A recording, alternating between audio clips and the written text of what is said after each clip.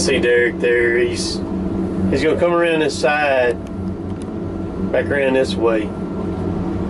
When cut, he can open all this up for me.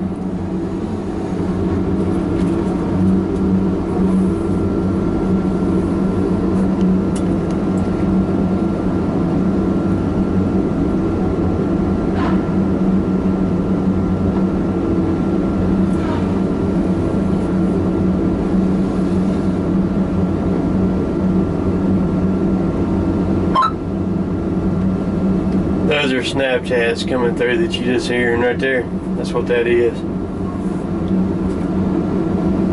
On my phone.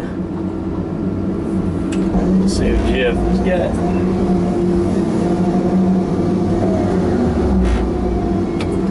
No, he's still sitting there.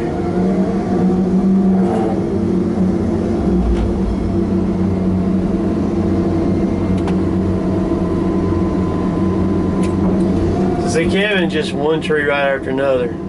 He just runs it, cuts it, drops it. Bam, that's it. It ain't no pushing it back, hilling it, swinging it, and stacking it. It's just one tree right after another.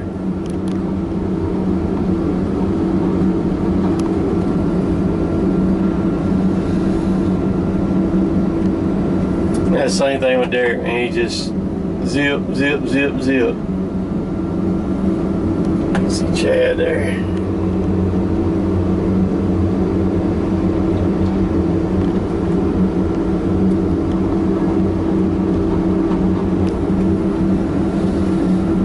We don't like about 2 more weeks on this job. We've been on this job since about the middle of January now. About 2 more weeks and we'll be done with it. And I am not sure how many loads we've hauled off of. It's been a bunch. It's like 300 acres here.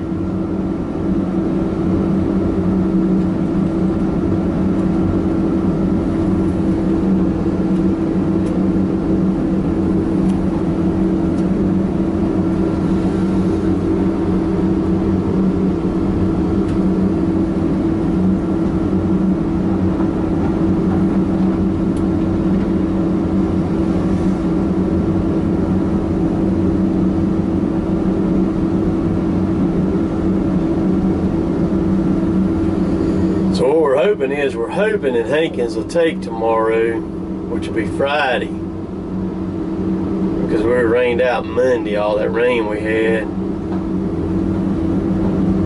and we end up with a decent week. Because if they don't take Friday, tomorrow, it's going to really mess us up pretty bad for our load count for the week.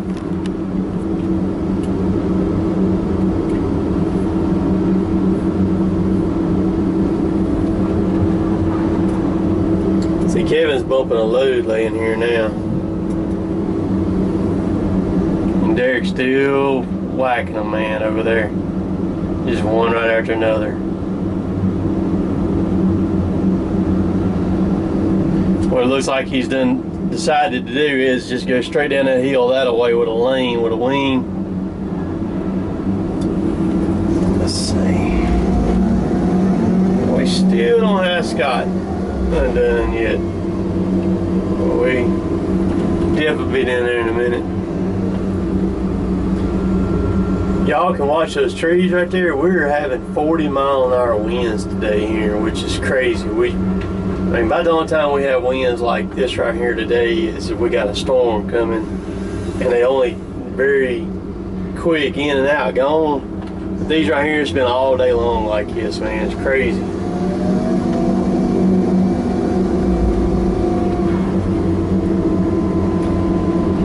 Alright, I'm gonna shut this thing down. Loaded taters. Right here to get on. Watch Derrick here. Derrick, I ain't 40 feet from Derrick, and I am actually setting, my tracks are sitting higher than his top of his machine is. That's how steep that is right there he's on right now. See him sliding? Look at him sliding. I'm not sure how well that picked up on camera or not right there. But my butt was puckered up. I wasn't even in the machine.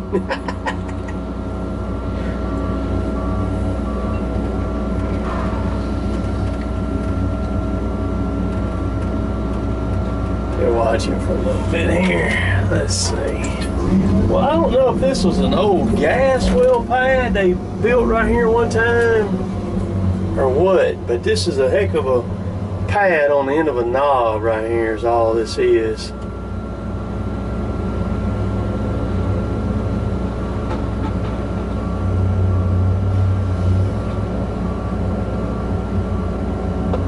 Somebody asked me the other day about that saw on that thing. They said they noticed, they thought it ran all the time, and it does. When you crank the machine up, you flip a switch in there. Once you get the machine cranked, when you flip the switch, the saw comes on, and it runs all the time. It never stops, you know, as long as you got the switch on. So what happens is that disc, I had to put tape on it to be for sure, but that disc is about 60 inches in diameter, roughly, give or take a little bit. I mean, I know I can stand up when he's got the head turned up. I can stand beside it, and I'm just barely taller than the disc is. So I'm kind of guessing about 60 inches. And it weighs about 1,400 pounds. And so that thing gets to spinning, and the centrifugal force of that thing, once it gets to spinning, once it gets all the way up to speed, which is about 1,205 RPMs, it don't take but just a little bit of oil flow to keep it running. Turn around and back right up here on the side. I got the tree on. That's the floor. So once it gets up to speed, it just takes just a little bit of oil, and then when he saws through a tree, then it whoop.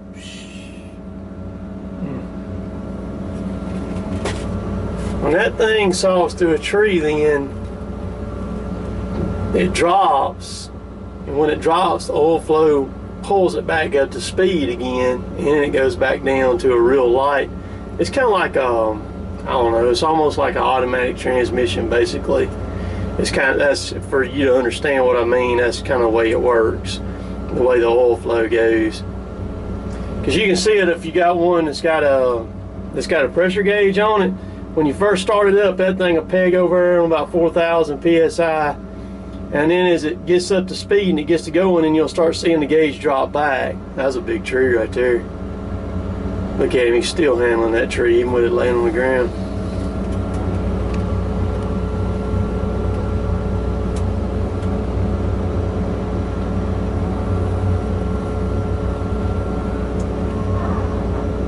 That's another good size one right there.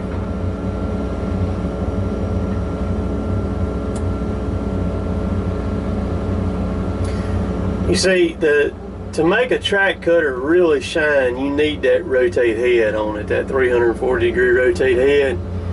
That really makes a difference on that machine. To what the capabilities of it, what you can do with it.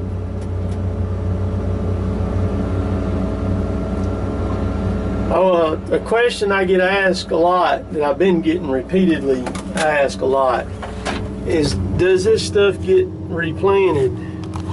Yeah, everything here gets replanted. Everything we cut gets replanted. There are some private landowners that cut timber here. They don't replant, and it's dumb that they don't. But they're just looking for money. They're looking for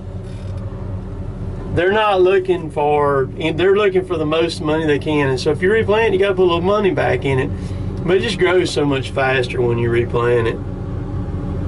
But everything that we cut, I mean, everything we cut last year got replanted and prepped and replanted. And no, we don't replant it. A planting crew comes in behind us. The landowner, whoever the landowner is, they pay for all that, and they hire a planting crew to come in, which is usually all Mexicans, and they will plant these. They'll hand plant the trees. They'll hand plant them.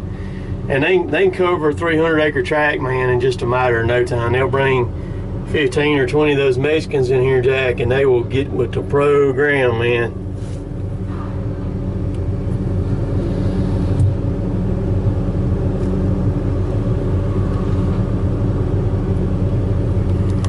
I just got a text. Let me see what it says. This is from our people we work for.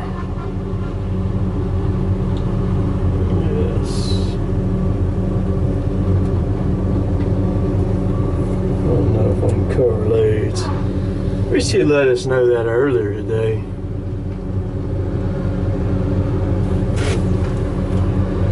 I'll be right back.